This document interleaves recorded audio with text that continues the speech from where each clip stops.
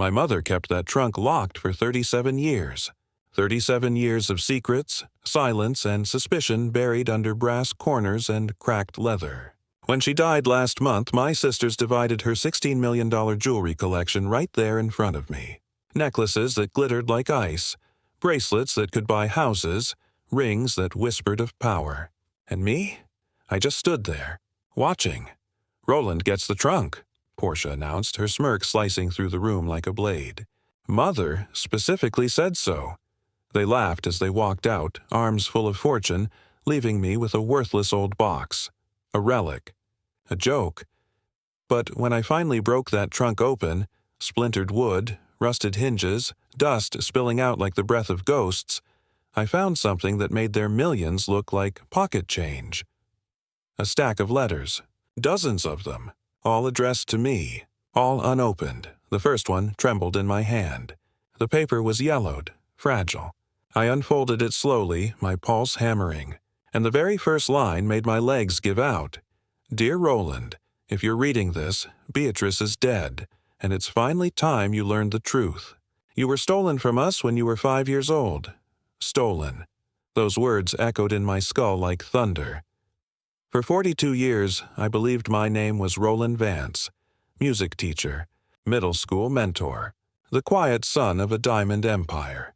But in that moment, standing in my dead mother's closet surrounded by dust and ghosts, I realized I didn't even know who I was.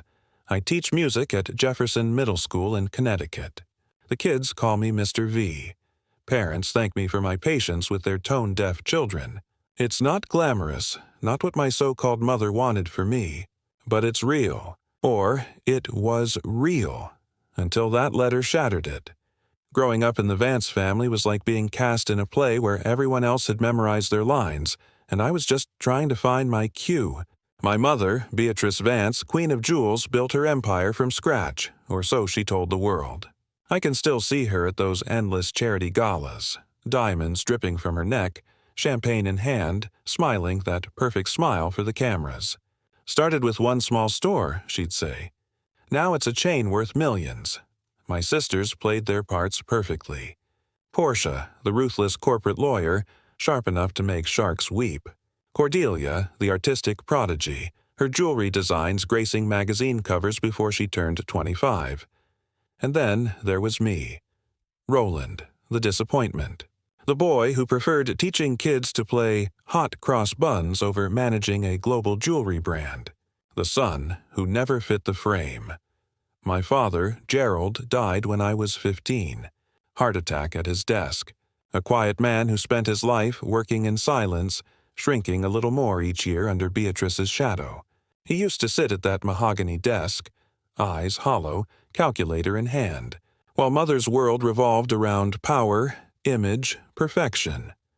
After he died, Uncle Chester stepped in, the booming voice of authority, Mother's brother, the man who owned every room he walked into. He became the patriarch by sheer force of will, and that trunk, God, that trunk, had been there all along, sitting in the corner of her walk-in closet, gathering dust like it was waiting for this moment. I remember the first time I asked about it. I was 8, curious, innocent. "What's in the trunk, Mother?" She turned to me with that cold, glacial stare. "That's not for you to worry about, Roland. Some things are better left alone." That was her favorite phrase. Better left alone. When I was 13, curiosity won. I waited until everyone left for Portia's debate championship, slipped into her room, and tried to pick the lock with a bobby pin. I didn't even get a click before she appeared behind me like a ghost.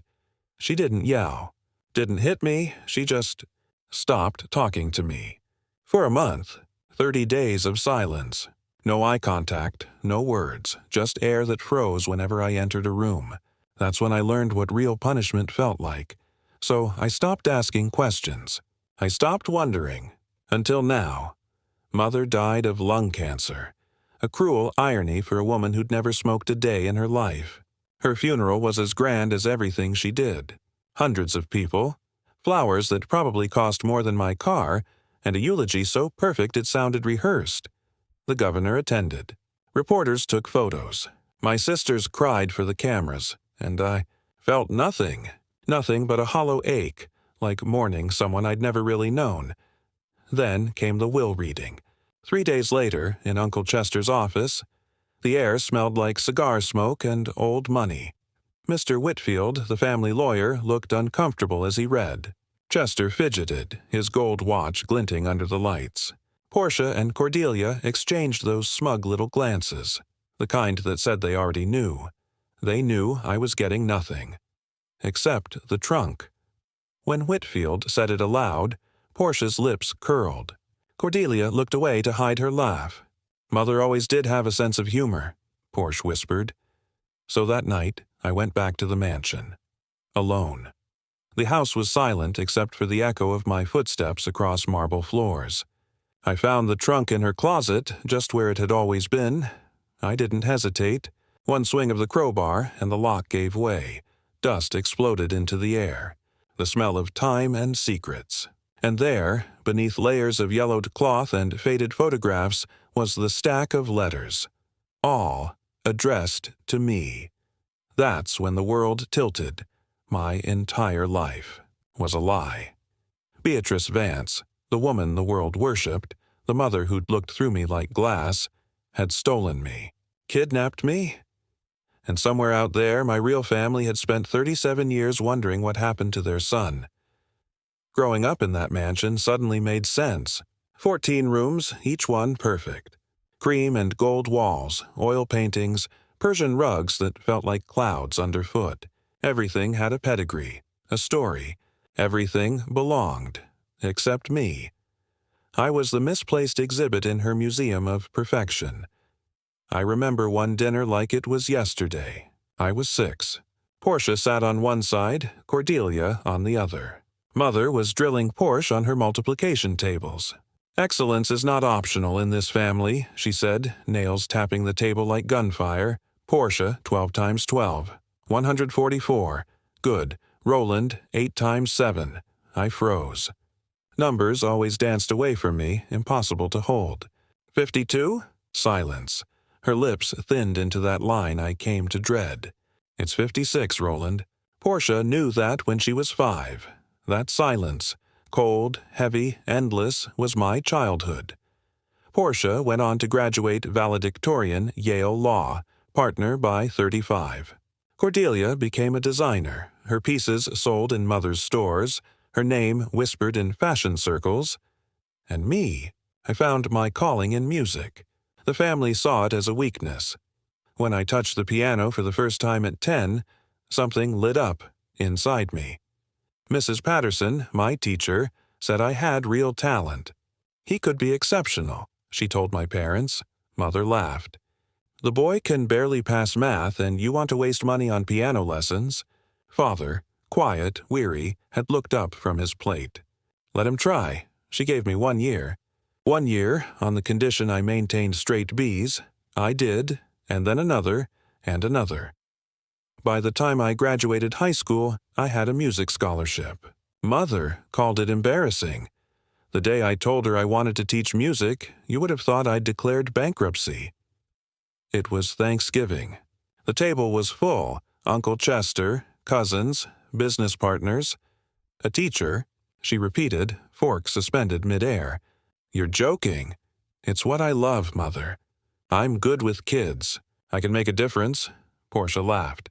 "You could make a difference selling $1,000,000 necklaces, too, but with better margins," Chester chimed in, voice booming. "Roland, be realistic. Men in this family run businesses. They don't teach nursery rhymes." Only Father stayed silent, pushing food around his plate. Later that night, I found him in his study. "Follow your heart, son," he said softly. God knows I didn't. 6 months later, he was gone. I never forgot that. The years rolled on. Mother aged, but her empire didn't. She remained untouchable, elegant, powerful, cold. Sometimes when I visited, I'd catch her standing in her closet, hand resting on that trunk, staring at it like it was alive. Once, after Father's funeral, I saw her crying there. The only time I ever saw her break. "Mother?" I'd asked. She spun around, wiping her face. "Privacy, Roland. Learn to respect it." That word again. privacy, secrets, silence. Now I understood what she was guarding. Not jewels. Not documents. Not memories. Me. She'd been guarding the truth about who I really was. Those letters, there were dozens, spoke of another life, another family, my real name, my real parents, a kidnapping investigation buried by power and money. Every word peeled back a layer of the woman I thought I knew.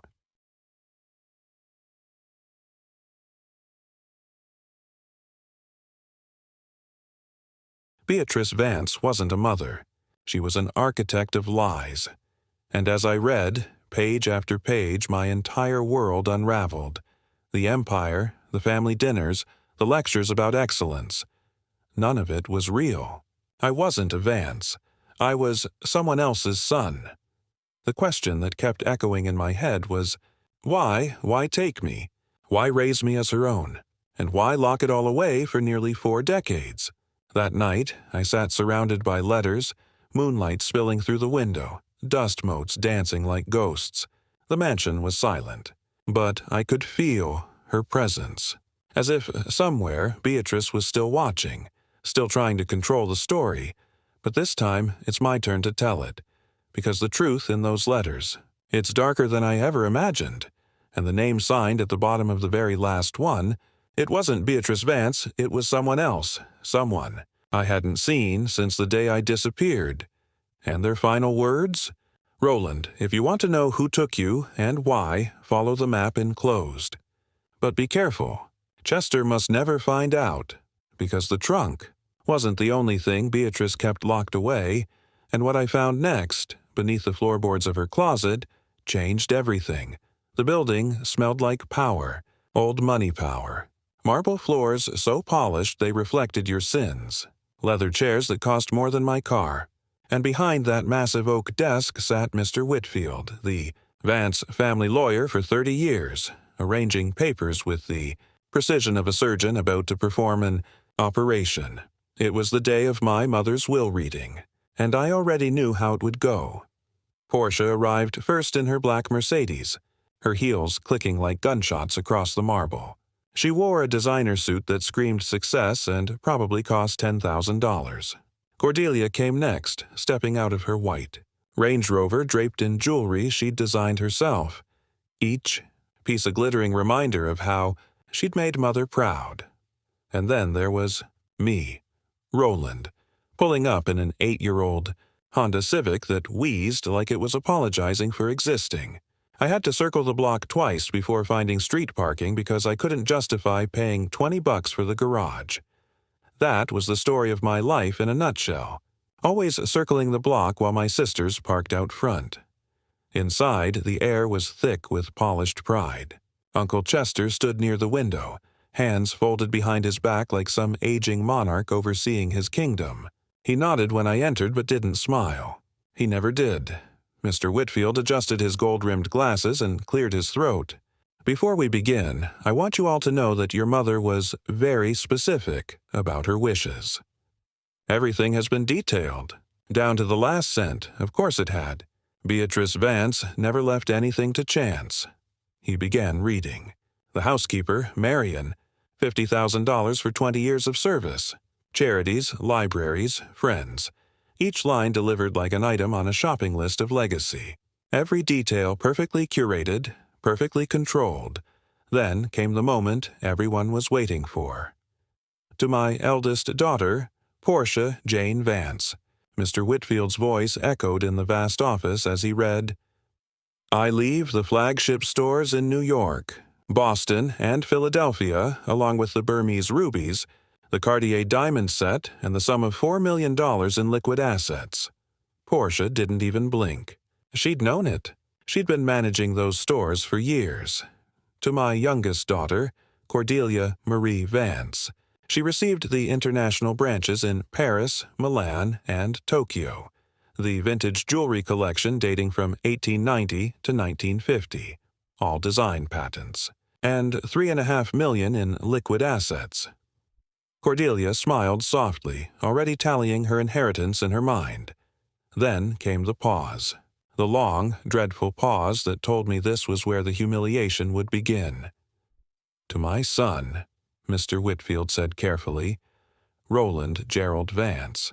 He stopped, adjusted his glasses again, cleared his throat. I leave. The contents of the trunk in my bedroom closet, which he is to open only after my passing. Silence. For a full 5 seconds, no one breathed. Then Porsche laughed, sharp and cruel. "That's it?" she said, turning toward me. "The mysterious trunk?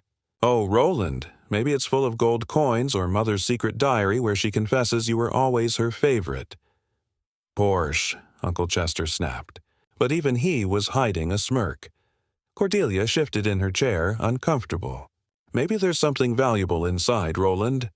You know how Mother loved her secrets." I sat there, heat creeping up my neck, my stomach twisting with a humiliation I'd known since childhood. Mr. Whitfield continued through the rest of the will. Properties, accounts, art collections, all neatly divided between my sisters. The Greenwich mansion to Portia. The Martha's Vineyard beach house to Cordelia. The Manhattan apartment to be sold and split between them. My name didn't come up again. When he finally closed the folder, I found myself asking, "Is there anything else?"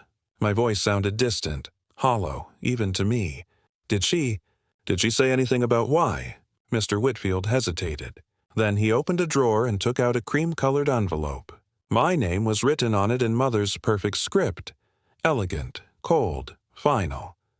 "There's this," he said softly. I opened it right there. The paper smelled faintly of her perfume. It was just one paragraph. "Roland, the trunk contains what you deserve. No more, no less. You chose your path despite my efforts to guide you toward success. Your sisters understood what it meant to be a Vance. You never did. Perhaps what you find inside will finally teach you the lesson you refuse to learn. Some things are more valuable than money, and some truths are better left buried." I read it twice, 3 times. The words blurred. Portia stood, smoothing her skirt with a satisfied smile. Cryptic to the end. "Well, I have stores to run.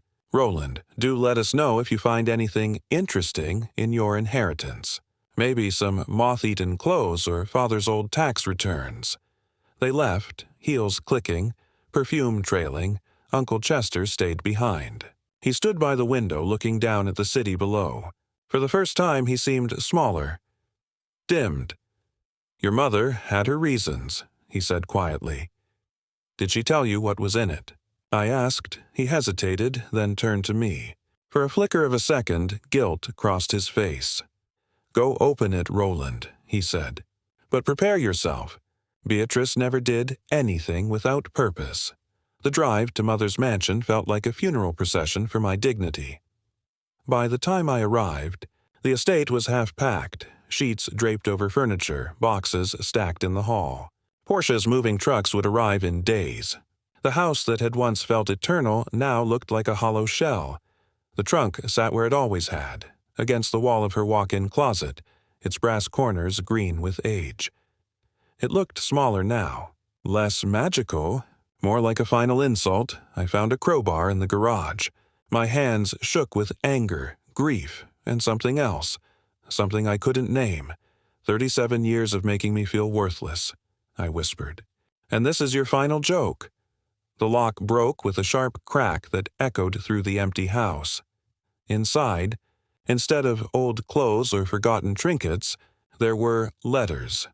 Hundreds of them, all addressed to me, all unopened. They were bundled neatly with string, organized by year. The first was labeled Age 5 to 6.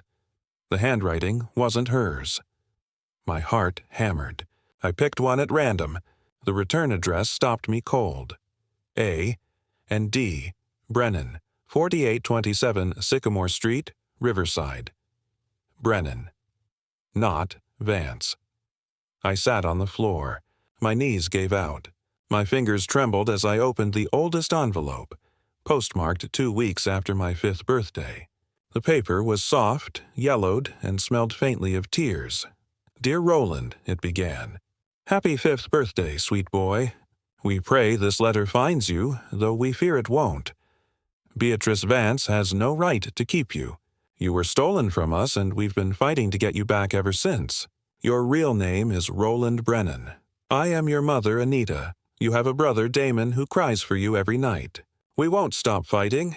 We won't ever stop looking for you." The words blurred. My vision swam.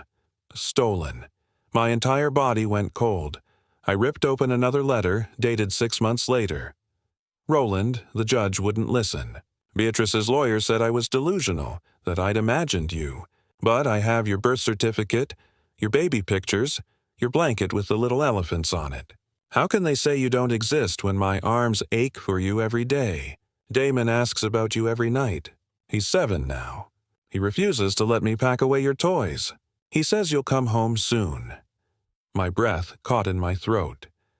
Letter after letter told the same impossible story. A mother's voice fading over the years, her words turning from fury to heartbreak to resignation. According to Anita Brennan, I wasn't Beatrice's son at all. I had been born Roland Brennan, the son of Anita and Gerald, my so-called father. The same Gerald who'd died when I was 15, calculator in hand. But in her version, Gerald hadn't been married to Beatrice when I was born. He'd been in love with Anita, his secretary. I grabbed another bundle postmarked from when I was 10. Roland, the private investigator, found you. We saw you at your school concert. You played the piano so beautifully I sobbed through the whole thing. We sat in the back row, as close as the restraining order allows. 500 feet. That's how close I can get to my own son. You looked right at us once and I wanted to scream, "I'm your mother. That's your brother." But the police were watching.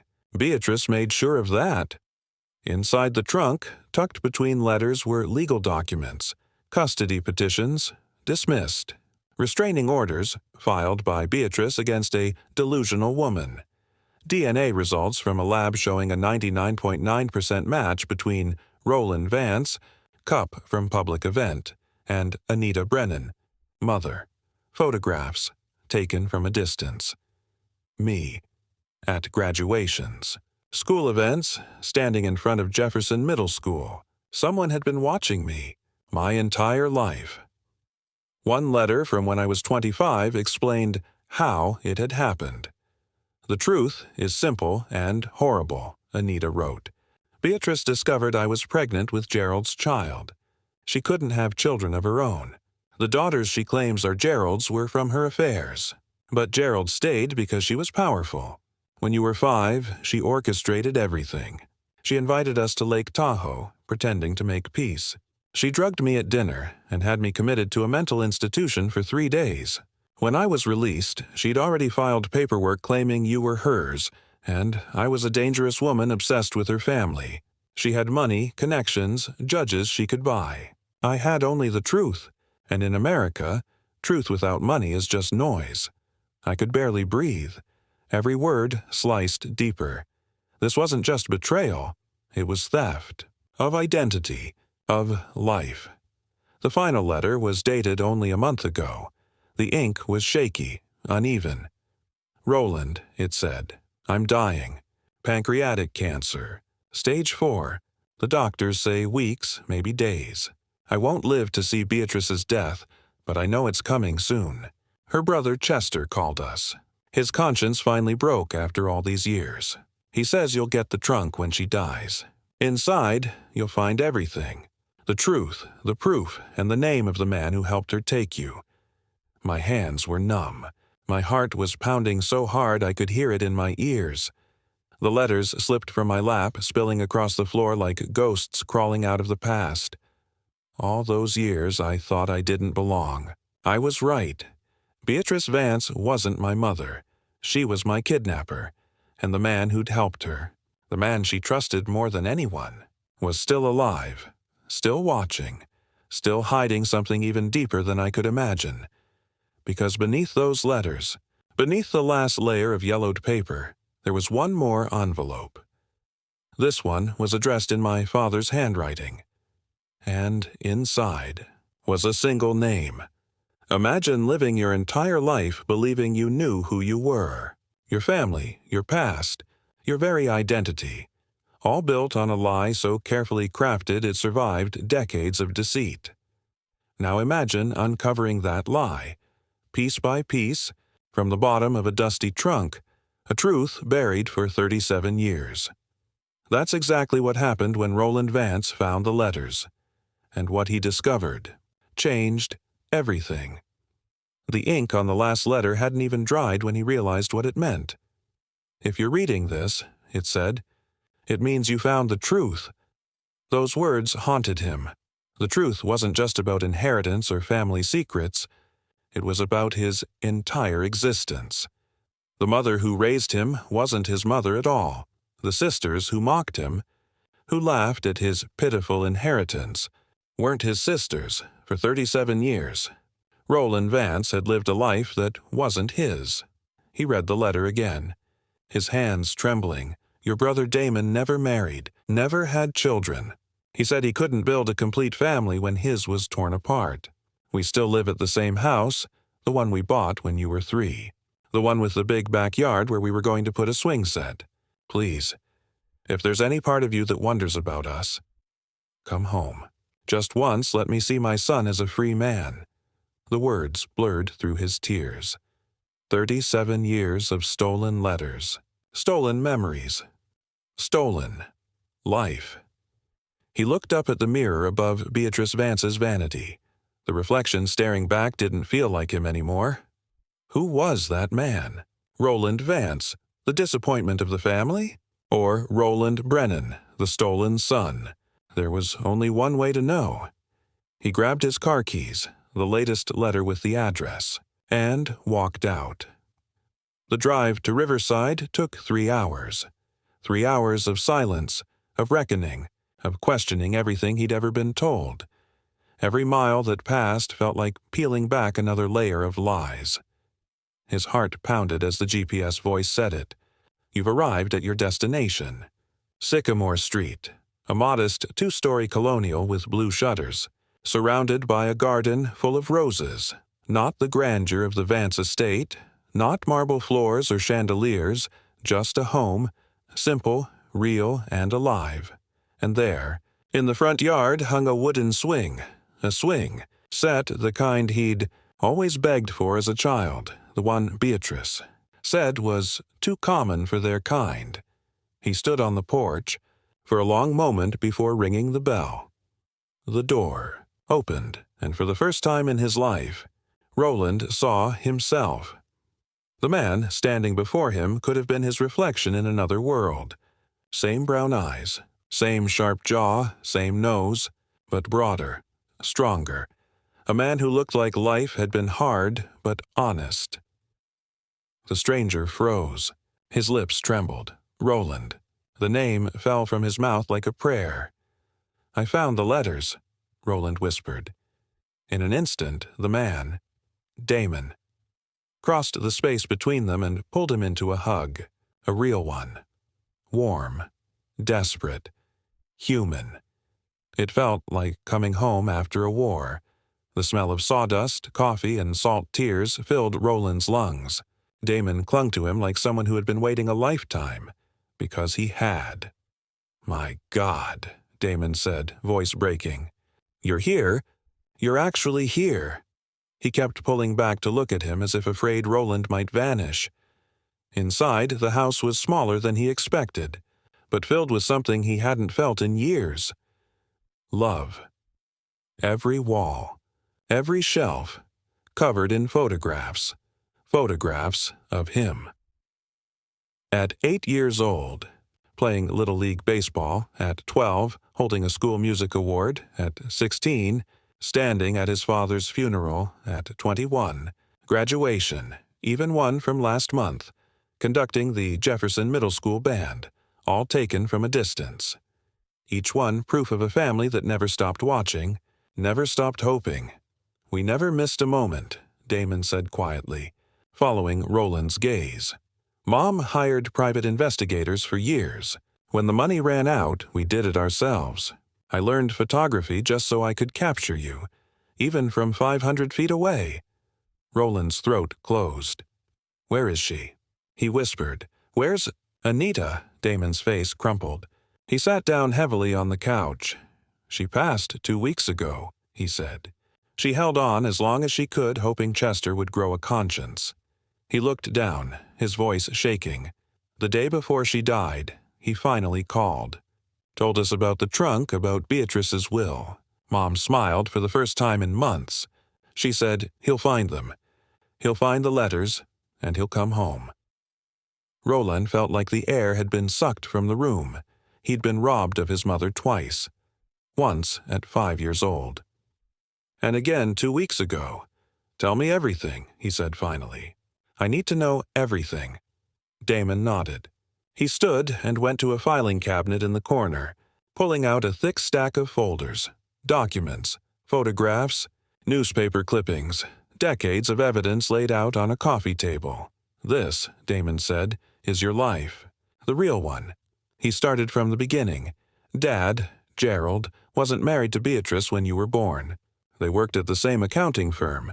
She was a client relations manager, and Mom was his secretary. They fell in love.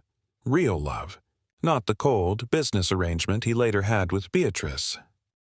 Roland stared at the birth certificate Damon handed him. Roland James Brennan. Born March 15, 1982. Parents, Anita Brennan and Gerald Vance. He could hardly breathe. Damon continued. "When Beatrice found out about you, about us, she lost it. She'd been obsessed with Dad for years. And she couldn't have children, though she lied about that to everyone.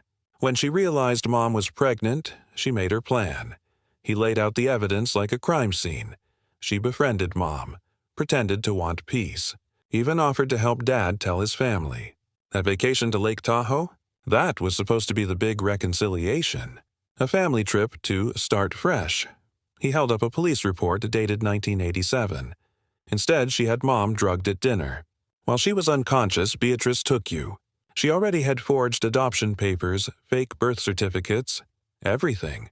When Mom woke up in the hospital 3 days later, Beatrice had filed a restraining order, claiming Mom was a delusional ex-employee obsessed with her child. Roland shook his head slowly, disbelief warring with rage. "But the DNA tests," he said. "They proved it." Damon nodded grimly. "We did 5 over the years. Every time, Beatrice's lawyers argued contamination, fraud, lab error. She had judges in her pocket, journalists in her debt. She was untouchable. We were nobodies. And the truth without money is just noise." He opened another folder. Photos, yellowed with time, a young woman with warm eyes and Roland's exact smile. Anita. And beside her, a little boy, Damon, with his arm protectively around a toddler. Roland stared at the images, his chest tightening. "That's you," Damon said softly. "That's us. Before she took you." He flipped through the photos. Birthdays, a Christmas tree, a sandbox in a backyard that looked familiar. The house. The swing set they never got to build. "Everything she built," Damon said bitterly. "The so-called Vance Empire. It all came from Dad's family money. Money that should have supported you and Mom. Porsche and Cordelia. Not even Dad's biological children. Beatrice had affairs through their entire marriage. But Dad stayed, thinking he was doing it for you. Not knowing that you were the only real thing in that entire family." Roland's hands clenched into fists. His pulse roared in his ears. Every memory he'd ever had. Every insult. Every cold look. Every time Beatrice said, "You'll never be like your sisters," suddenly made sense because he wasn't like them. He wasn't hers. "How did Chester know?" Roland asked, voice barely a whisper. Damon sighed. He was part of it from the beginning. "He vouched for her story, swore under oath that you were her son. He helped falsify the papers. But guilt doesn't go away. It eats at you. He told Mom the day before she died. Said Beatrice's will would deliver the truth. That when she passed, the trunk would be yours." Roland felt dizzy, sitting amidst the files, photos, and evidence. The truth had waited for him inside that old trunk. Not jewels, not money, but proof. Proof of who he was.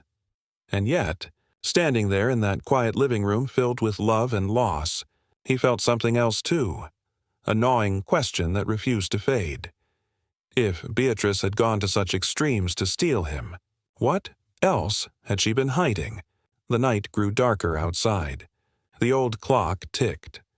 Roland looked around the room one more time. Every photo, every faded letter, every shred of proof told him the same story. But something inside him whispered there was still more. More buried secrets. More lies waiting to surface. He picked up the last envelope from the trunk, the one he hadn't opened yet, the one with the red wax seal marked B.V. Damon noticed. "What's that?" Roland stared at it for a moment. "I don't know," he said quietly, "but I think it's the reason she left me the trunk." He turned it over in his hands, the seal glinting faintly under the lamplight. Inside, something shifted. A paper, maybe two. He hesitated. Then, slowly, began to break the seal. But before he could open it, a sharp knock echoed from the front door. Both brothers froze. It was nearly midnight. Damon frowned. No one ever visits this late. Roland looked toward the door, heart pounding, fingers tightening around the sealed envelope. Another knock. Louder, more urgent. Damon stood. "Stay here." He walked toward the door. Roland followed, silent. The porch light flickered as Damon opened it, and what stood on the other side made Roland's entire body go cold. The past wasn't done with him yet. They say time heals everything. But what if time only hides the truth? What if the people you trusted most, the ones who raised you, who told you who you were, built your entire life on a lie? For 37 years, I believed I was Roland Vance, the quiet, disappointing son of Beatrice Vance, the woman who built a jewelry empire from dust and diamonds. I grew up in her shadow, suffocated by expectations I could never meet. My sisters, Portia and Cordelia, were the golden children. Wealthy, adored, the very image of our mother's success. And me, I was the mistake, the afterthought, the burden she tolerated because she had to. But when my mother died, when that trunk, her precious, locked trunk, finally fell into my hands, I discovered that the truth she'd buried for nearly 4 decades wasn't about inheritance, or money, or family reputation. It was about who I really was. The truth was worth more than any diamond she ever sold, because inside that old trunk was a story of love, loss, and betrayal so deep, it shattered everything I thought I knew about myself. It began quietly. No thunder, no lightning, just an empty room, the echo of my sister's laughter as they divided up $16 million worth of jewelry like kids splitting candy. "Roland gets the trunk," Portia said, smirking. "Mother specifically said so." They left, their arms full of wealth, their faces smug with victory. And I was left with an ancient trunk, scratched, rusted, worthless, but when I pried it open, what I found made their millions look like pocket change. Inside, a stack of old letters, each one addressed to me. Each one signed by a woman named Anita Brennan. The first letter began, "My sweet boy, if you're reading this, it means I'm gone. But I never stopped loving you. Not for a single day." The handwriting trembled with emotion. The ink faded with time, and as I read letter after letter, one horrifying truth came into focus. Beatrice Vance wasn't my mother. She stole me. For 37 years, I'd lived under her roof as her son. But I wasn't. Anita Brennan was my real mother, a young woman who'd been silenced, manipulated, erased from my life so Beatrice could build her perfect family portrait. When I showed the letters to my brother Damon, the man I thought was just an old family friend, he froze. His hands shook. Then he said words that made my entire world collapse. "She was my mother too, Roland." That's when it all clicked. The missing pieces, the half-memories, the strange looks from neighbors who never quite said what they were thinking. I wasn't Beatrice's child, I was Anita's son, Damon's brother. For weeks, we tried to make sense of it. The paperwork was gone. The birth certificates forged. Beatrice's influence had erased every trace of truth. But then, one evening, Damon told me something that made my heart stop. He started sending us money anonymously about 10 years ago, Damon said. Never enough to matter, but enough to let us know he hadn't forgotten. He. That meant someone else knew. When Beatrice got sick, Anita had called Damon one last time. She told him to wait, that the truth would come out, but she died before it did, believing I'd never know her, never call her mom. The next morning, everything changed. There was a knock at the door. An old man stood there, his face pale, his eyes heavy with guilt. It was Uncle Chester. He looked smaller than I remembered, like the weight of his own secrets had finally crushed him. Damon opened the door, but didn't invite him in. "I know you hate me," Chester said. His voice was broken, trembling. "I helped her do it. I thought I was protecting the family name, protecting Gerald from scandal. I vouched for her lies. I testified that you were always her son, and I watched you grow up, knowing the truth. My anger burned so deep it felt like my chest would explode. You watched her treat me like garbage for 37 years, I said. You knew my real mother was out there, desperate to reach me, and you said nothing." Chester's eyes filled with tears. "I started sending the money," he whispered. "Blood money. 500 here. 1,000 there. You thought that fixed anything?" Damon snapped. "Our mother died of a broken heart that took 37 years to stop beating. Then Chester did something I didn't expect. He reached into his coat and pulled out a thick envelope. "This is everything," he said. "My sworn affidavit, recordings, documents. Beatrice admitted everything before she died. It's enough to destroy her legacy, to prove who you are, maybe even to overturn the will." I took it, feeling its weight like it was the past itself pressing into my hands. "Why now?" I asked, and Chester said, "Because Anita called me a month ago. She was dying, and she begged me, to make sure you learned the truth. She said she could die in peace if she knew you'd finally come home." For a moment, the world went silent. All the anger, all the confusion, all replaced by one thought. She never gave up on me. The legal battle that followed made headlines across the country. Jewelry. Heiress-built empire on kidnapped.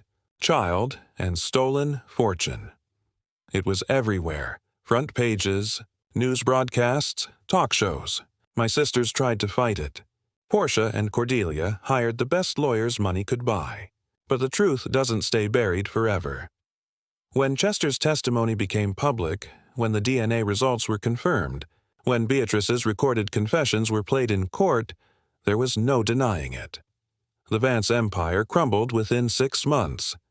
Every store, every necklace, every diamond liquidated, and then came the ruling. As the only biological heir of Gerald Vance, and as compensation for 37 years of wrongful guardianship, Roland Brennan is awarded $16 million. $16 million. But no amount could buy back what was stolen. My life. I gave Portia and Cordelia $1 million each. They weren't the villains. They were victims too, raised by a woman who didn't know how to love, only how to control. Portia took her share and moved to London, trying to outrun the shame. Cordelia stayed. And slowly, against all odds, we began to build something new, something real. But the real inheritance wasn't money. It was the box Damon gave me a week later. Inside were the things Anita had saved for me all those years, every birthday card she bought but couldn't send. Recordings of her voice, soft and full of warmth, telling stories of my first words, my favorite toys, the song she used to sing before bedtime, and a baby blanket, worn and faded, with little elephants dancing across it. She'd held it every night. For 37 years, That's what love looks like. Not diamonds. Not empires. That. I moved back to Riverside, the town where I was born. Damon and I rebuilt our mother's house with our own hands. Every wall, every room, every nail driven in felt like reclaiming a piece of what was lost. He's an architect. He builds homes for families now, making sure every child has a backyard big enough to dream in. He never married. I couldn't build a family when ours was broken. He told me one evening as we sat on the porch our mother had built. But it's not broken anymore. And for the first time, I believed him. I went back to teaching, but not in the city. I started at Riverside Elementary, creating a music program for kids who'd never had the chance to find their voice. I named it the Anita Brennan Music Foundation. Every concert, I tell the audience the same thing. It's named after my mother, a woman who never stopped fighting for what she loved. 6 months after the truth came out, I stood between two graves. On my left, Beatrice Vance's marble monument, cold, elaborate, already weathering. On my right, Anita Brennan's simple headstone. It read, "Beloved Mother. Never stopped fighting. Finally won." I laid roses on her grave, the same kind she grew in her garden. "I'm home, Mom," I whispered. "I'm finally home. Some prisons are made of bars. Others are made of lies we're told so often we believe them." I spent 37 years trapped in one of those prisons, living as Roland Vance, the disappointment. But I was never Roland Vance. Was Roland Brennan. The stolen child who was loved beyond measure, fought. For every single day, forgotten. The trunk Beatrice left behind, the one she meant as her final cruelty, became my salvation. She thought she was, leaving me worthless old letters. But those letters were worth more than her entire empire. They were proof of love, proof of truth. Because the greatest inheritance isn't money or property, it's identity. It's discovering who you really are, where you truly belong, and that somewhere out there, someone loved you enough to never give up. Now, every morning, I wake up in the house where I was meant to grow up, with the brother I was meant to know. I live surrounded by memories that finally make sense. Music, laughter, sunlight spilling through the windows of a home that was once just a dream. And sometimes, in the quiet of the night, I still hear her voice, soft, steady, unbreakable, singing the same lullaby she used to record all those years ago, a reminder that the truth always finds its way home. But lately, I've been hearing something else, a faint tapping in the walls of that old house. Damon says it's just the pipes, but I know better. Because when I listen closely, it sounds almost like a heartbeat, and I can't shake the feeling that maybe the story isn't over yet.